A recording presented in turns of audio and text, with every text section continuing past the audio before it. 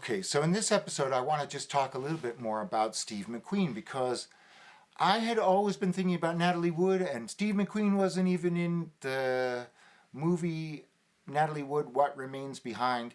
So I started looking on the internet for, a documentary or something on Steve McQueen. And I came across a movie called Steve McQueen, The Man and Le Mans. And The Man and Le Mans, it's the French spelling of the man's. So like with twins, I see the Man and Le Mans, it sets off a bell, all sorts of twin things.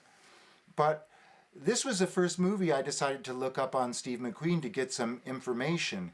And to give you a teaser about how in depth I'm going to go on to Steve McQueen stuff, the movie starts with race cars going down the Marchand Straight at Le Mans, blasting away Porsches, full of horsepower, that fantastic sound that I love so much. I mean, as soon as I hear that sound, I'm like, yeah!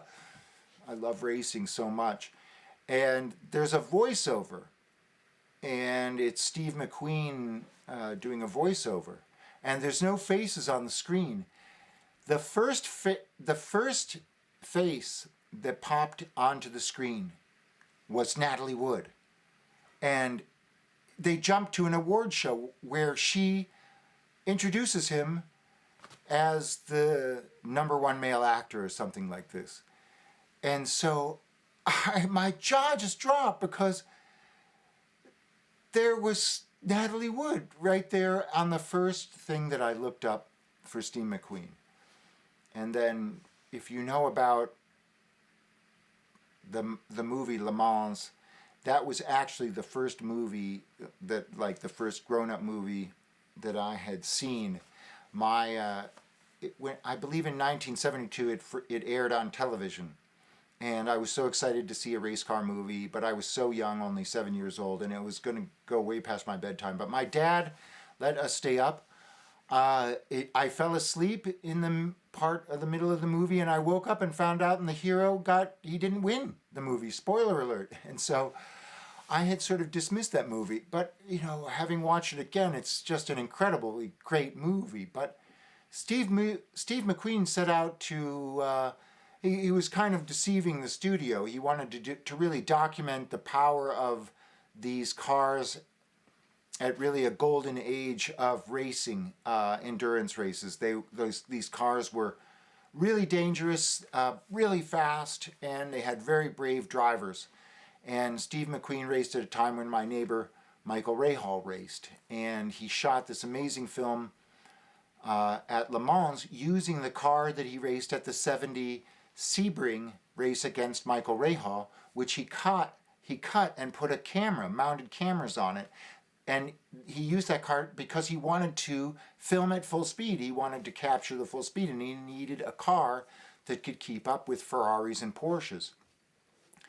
And he made the movie unscripted, and he went way too long, and he put together a movie that was sort of a hybrid of a documentary and a Hollywood feature film.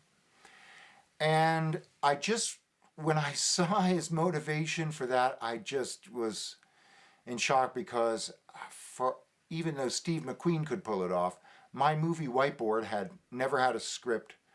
I just wanted to talk to people of the world. I was hoping someone would write something on there of some meaning that would bring about the sort of understanding of all the people of the world and bring some peace to the world, get us in the right direction. But I wanted to make a movie until I had a good movie, and that was the similar sentiment of Steve McQueen. But I will talk more about Steve McQueen, but if you ever see the movie Steve McQueen, The Man in Le Mans, watch the beginning. The first face you see is Natalie Wood.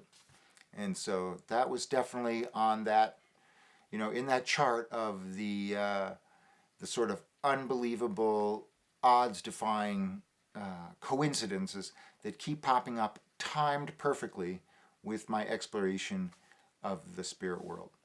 So anyway, hopefully I'm not using too many cliches and turning too many people off, but that was a story I definitely had to tell. All right, thank you. I'll see you next episode.